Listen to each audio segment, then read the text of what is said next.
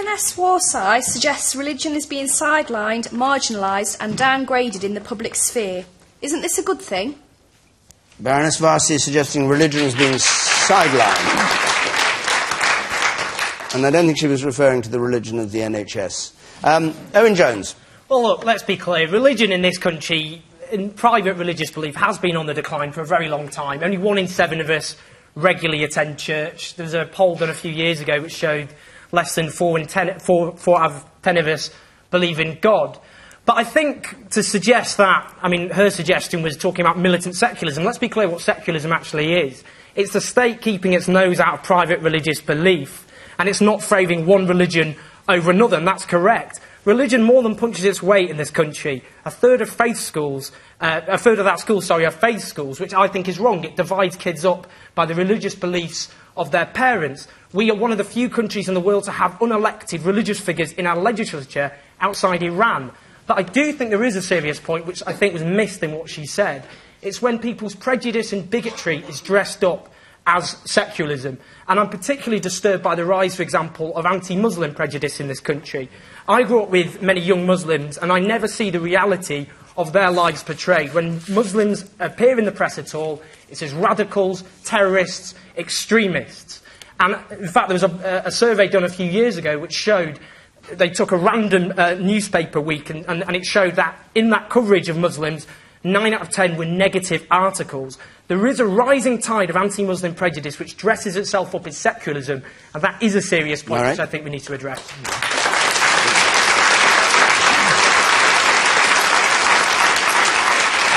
Julie Meyer, do you see the successive governments as endorsing militant secularisation of the society?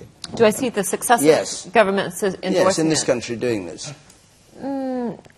I mean... She was talking about things like not being able to display signs of religion in government buildings, people not being allowed to wear the cross, or not being allowed to dress as they chose in circumstances. I mean, you can take anecdotes out. I believe in the separation of church and state. I think that faith and belief is an individual choice.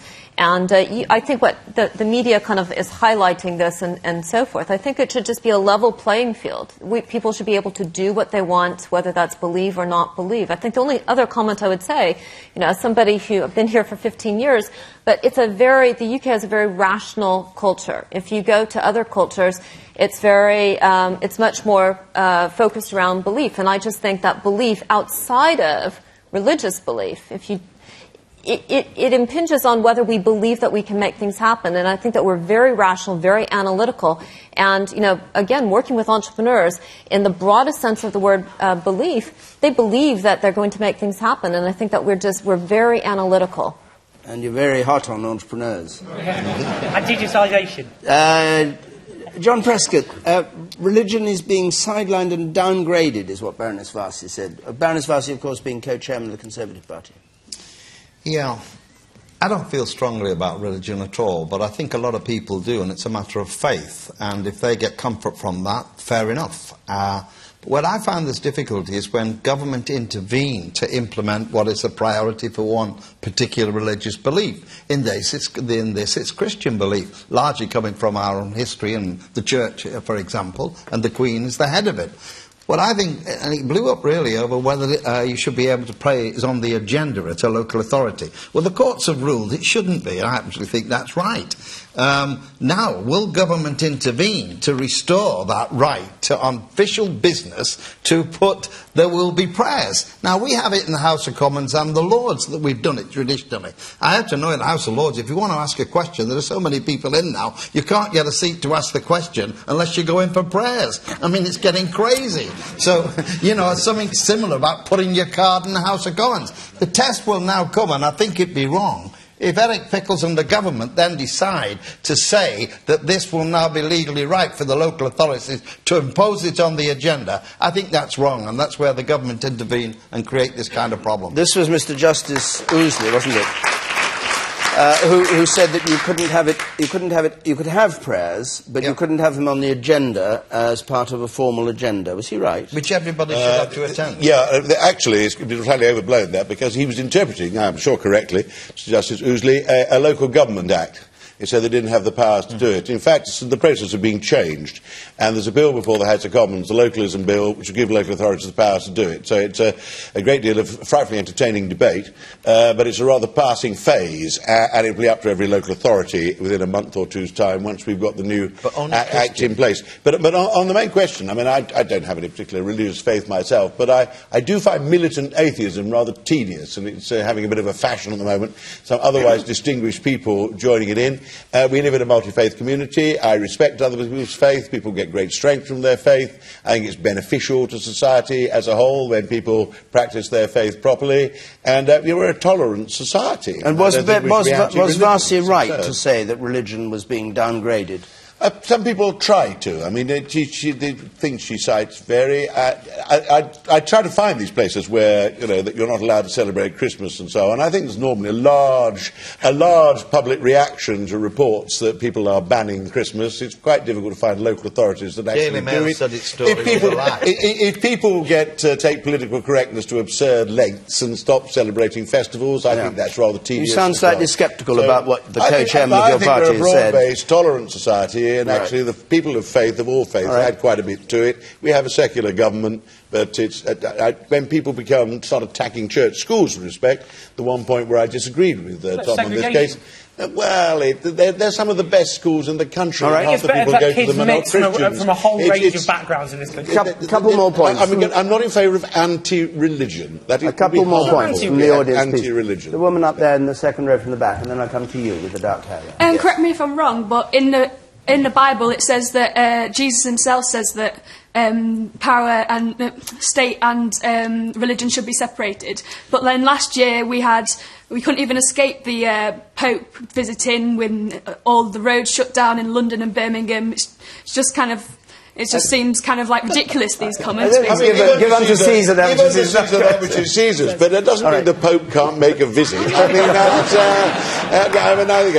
that's exactly the kind of, in great respect, I'm sure, in my opinion, that is just slightly overreacting. There are millions of Catholics. The Pope's visit was a great success. You've got to be a pretty militant, anti-religious person to start. It's just that these. I'm not saying he can't visit, but the accusation that the church is being downsized and whatever. It just seems ridiculous. It's everywhere. He's a head of state, of course, the Pope. Yeah, no, of course. But the woman in black there, not in black, with the black hair. I personally think that we are very, very lucky to live in a secular country.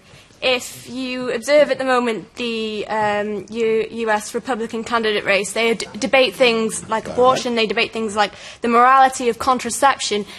We don't waste our time with that in this country. We have a completely separate church and state. We don't have to get involved with religious politics. We should be tolerant of all religions, we should teach about all religions, but we should not impose our beliefs on anyone, and it should make no impact on political life. Okay. And the other back.